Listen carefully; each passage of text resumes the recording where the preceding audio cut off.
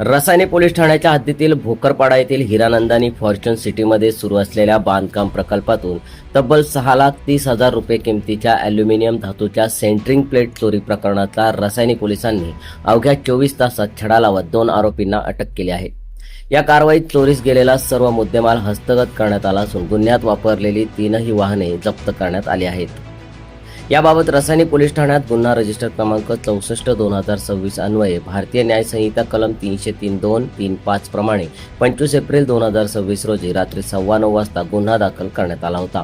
या कारवाईसाठी पोलीस अधीक्षक आंचल दलाल, अप्पर पोलीस अधीक्षक अभिजित शिवतरे, उपविभागीय पोलीस अधिकारी विशाल नेहुल तसेच रसायने पोलीस ठाण्याचे पोलीस निरीक्षक अभिजित भुजबळ यांचे मार्गदर्शन लाभले।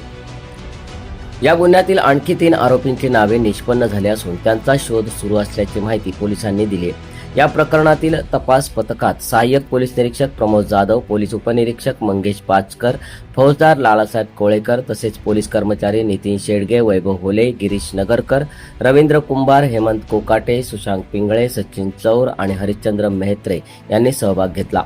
दरम्यान रसायने पोलिसांनी नागरिक, कंपनी व्यवस्थापन आणि कंत्राटदारांना आवाहन केले असून बांधकाम ठिकाणी रात्रीच्या वेळी सुरक्षा रक्षक नियुक्त करण्यात यावेत तसेच अधिकाधिक सीसीटीव्ही कॅमेरे बसवावेत असे सांगितले आहे।